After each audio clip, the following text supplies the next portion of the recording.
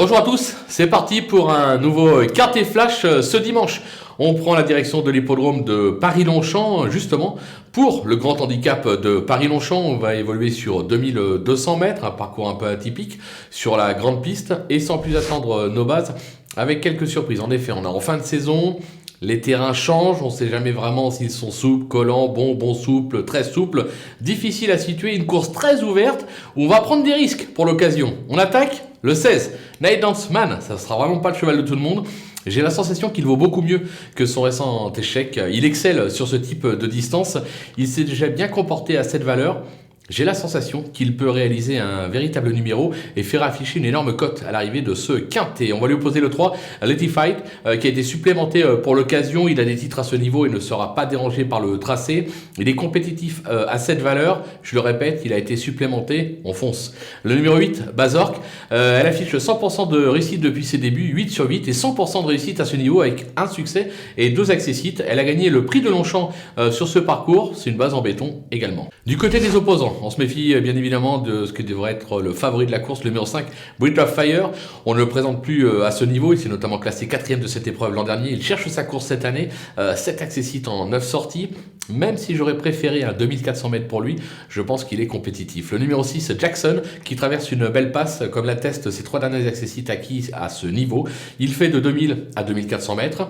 Correctement traité au poids, il doit pouvoir bien se défendre. Et enfin le 7 King Cobra qui a fait ses preuves à ce niveau et qui s'adapte à tous les profils. Ses dernières sorties attestent sa forme actuelle. Là aussi il va falloir compter avec lui. Un petit coup de poker, le numéro 11, Norville, qui n'a pas été ridicule dernièrement à ce niveau. La distance va, je pense, servir ses intérêts. Le cheval est en forme, il peut espérer venir ici brouiller les pistes. Les outsiders avec le Las Villaro qu'on connaît bien, à Longchamp, c'est 2 succès et 5 accessites en 11 tentatives. Il semble certes un petit peu moins compétitif ces dernières semaines, notamment que par le passé, mais ça reste un cheval qui est confirmé dans cette catégorie, qui est confirmé sur la piste. David Smaga, l'entraîneur, un homme adroit, on ne peut pas l'écarter totalement. Le 14, Akio, qui vient de renouer avec le succès sur l'hippodrome de Saint-Cloud, ce qui lui vaut de porter 3 kg de pénalité, ça complique la donne, mais pour une place, c'est encore jouable. Le numéro 9, Go With The Wind, qui a des titres à ce niveau, mais qui a franchement déçu lors de ses 2 dernières tentatives. La distance est dans ses cordes, je le rachète. Parce que bon, il m'a déçu, mais je le rachète parce qu'on sait qu'il a la pointure d'un tel lot. Le numéro 2, Monsieur Xo, qui s'est déjà placé à ce niveau, mais qui semble plus compétitif en évoluant sur le sable. Il vient bien de se défendre sur l'hippodrome de Saint-Cloud, ce qui est encourageant. Maintenant, il reste chargé. C'est vraiment plus pour une place que pour la victoire. Le numéro 10, Sam. Son récent succès à Pornichet lui vaut de porter 5 livres de pénalité. Alors certes, elle va apprécier la distance, mais je pense qu'elle est un peu limite au poids. Ça pose quelques questions, raison pour laquelle je la mets en bout de piste. Et enfin, le numéro 15, For Generation, qui vient de renouer avec le succès sur la distance. La donne change, là aussi, avec 5 livres de pénalité. Mais son entraîneur dit que s'il faut tenter le coup à ce niveau, c'est aujourd'hui ou jamais. On va lui faire confiance, il ne faut pas l'écarter si vous avez la place en fin de combinaison. Les délaissés, là aussi on prend des risques parce que c'est assez ouvert. Le numéro 4, Anatello, qui a été digne de courir le Dutch Derby, c'est un groupe 1 à 3 ans. Bon, il s'est classé 11e. Il a depuis revu ses ambitions à la baisse. Il vient de s'imposer à réclamer.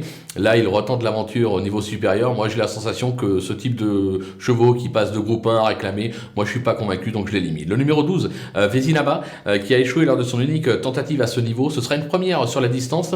J'ai la sensation qu'elle est un cran en dessous dans cette catégorie. Et enfin le numéro 13, Vega Magic, qui s'est placé à ce niveau sur cette piste début septembre. Alors c'est pas un champion, mais il est bien sur la distance. On peut le mettre pour une petite place. Moi, j'ai plus la place de le placer, raison pour laquelle je l'élimine. Mais bon, voilà, si vous avez encore la place, je vous dis, c'est très très ouvert. On va pas se mentir, c'est un quintet, on va croiser les doigts, mais bon, il peut y avoir des trucs intéressants par rapport aux favoris et surtout par rapport à la cote. On a fait le tour de cet événement. On va se quitter en vous donnant notre sélection et nos conseils de jeu. Et dès demain, vous retrouvez Stéphanie Chastain qui vous fera l'analyse du quintet de Marseille.